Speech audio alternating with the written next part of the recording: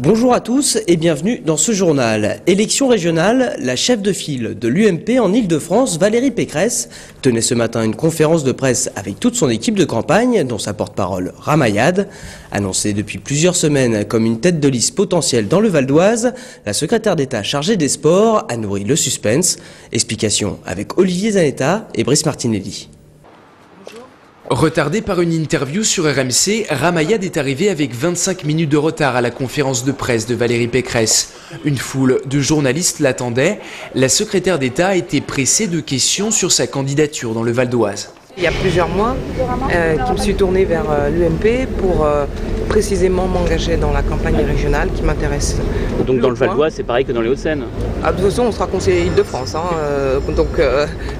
C'est vrai que l'essentiel n'est pas là.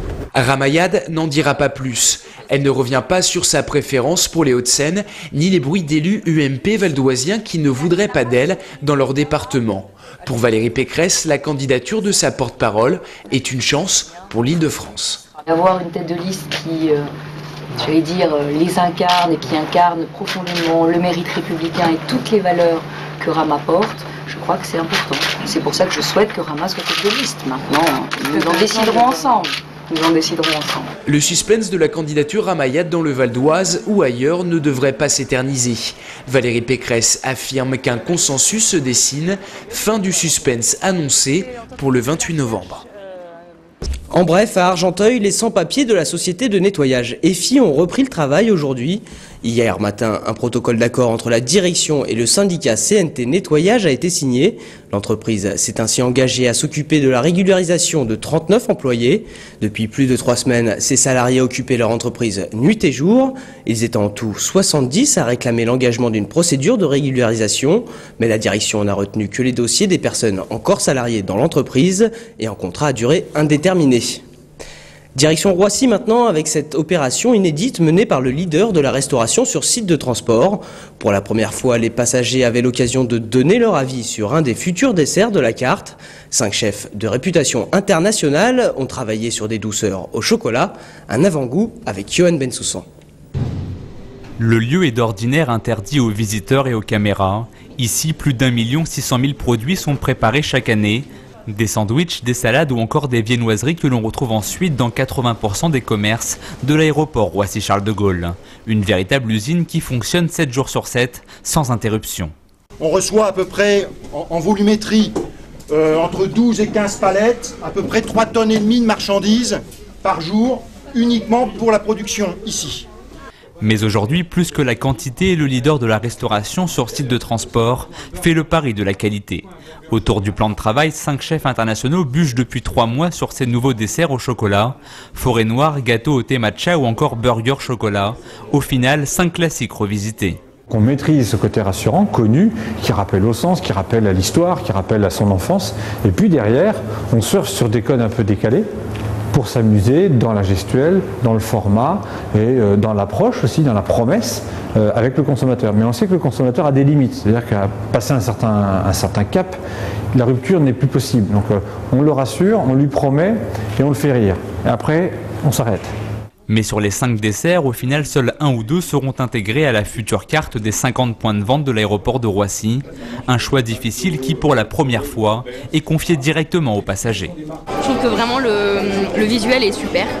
Moi, le chocolat en forme de burger, c'est juste génial. Après, bon, le goût, il y a peut-être quelques trucs à revoir, mais globalement, c'est sympa et puis ça change des desserts classiques, on va dire. Apprécié aux 4 coins du monde, avec le chocolat, Aéroport de Paris ne prend pas trop de risques de se tromper. Pour autant, il reste compliqué de créer un nouveau produit spécifique aux aéroports. Il faut que les gens qui sont pressés, qui ne sont pas fort stressés par le voyage, puissent facilement transporter le produit. Donc un produit en chocolat, vous voyez, c'est fragile, ça demande une réflexion sur le conditionnement. Si les résultats des tests seront connus dès ce soir, le dessert gagnant, lui, ne sera commercialisé que dans 3 semaines, histoire de tester sa popularité lors de l'afflux des passagers pour les vacances de Noël. Depuis quelques années, les sextoys sont rentrés dans les mœurs. On les offre pour les anniversaires, mais également pour les enterrements de vie de jeunes filles. Il y a quelques mois, Alexandrine Delvaux, une jeune femme de 29 ans, a créé son entreprise et un site internet spécialisé dans ce domaine. Elle organise à la manière des réunions Tupperware des rendez-vous chez les particuliers ou chez des entreprises. Marie Chaudet s'est rendue à l'une de ces réunions à Deuil-la-Barre. Elles sont copines ou mères et filles de 25 à 50 ans. Alexandrine va leur faire découvrir une multitude de petits objets érotiques, allant de la bougie de massage à l'anneau vibrant en passant par la lingerie. À la manière des préliminaires, la réunion commence en douceur. Elle vibre, donc c'est sympa. N'hésitez pas à l'installer près de votre cuisse pour sentir un petit peu la vibration, pour avoir une petite idée. Et en général, un coup qu'on a fait ça, on a du mal après à récupérer la fleur. Ambiance décontractée, ici on parle de tout, on rit beaucoup. Ces femmes n'auraient pas osé pousser la porte d'un sex shop ou commander sur internet. L'érotisme à domicile permet de lever les tabous sur les sextoys. Là, de les avoir vus, de les avoir touchés, d'avoir senti dans mes mains, que ce soit la texture, la vibration, oui, donne envie d'acheter. Plus facilement que de regarder, puisqu'au final on ne sait pas. Puis au moins on peut poser des questions, comment ça s'utilise. Pas de vulgarité dans cette réunion, Alexandrine n'entre pas dans l'intimité de ses clientes, elle leur donne des petits conseils pour pimenter leur vie sexuelle. Moi j'aime bien parce qu'on peut discuter de tout librement avec les personnes avec qui on est et c'est très sympa d'avoir des idées, des conseils et de savoir toujours le petit plus. Majoritairement composées de femmes, ces réunions peuvent également se faire en couple pour que le plaisir soit partagé. Les femmes, les hommes et les couples s'écoutent. On a le temps de s'écouter, on a le temps d'écouter son corps et donc de répondre à des besoins. Et c'est vrai qu'on parle trop souvent de la monotonie dans un couple. Et donc là, on essaye forcément de la pimenter. Et c'est très important parce que ça, en fin de compte, renforce un couple, ça les rend complices. Et quand on est complice au lit, on est complice dans la vie, quoi. Il faudra débourser de 10 à plus d'une centaine d'euros pour acquérir un de ces objets érotiques, mais dans le plaisir, on ne compte pas. Voilà, ce journal se termine. Merci de l'avoir suivi. L'information continue sur vonews.fr. À demain.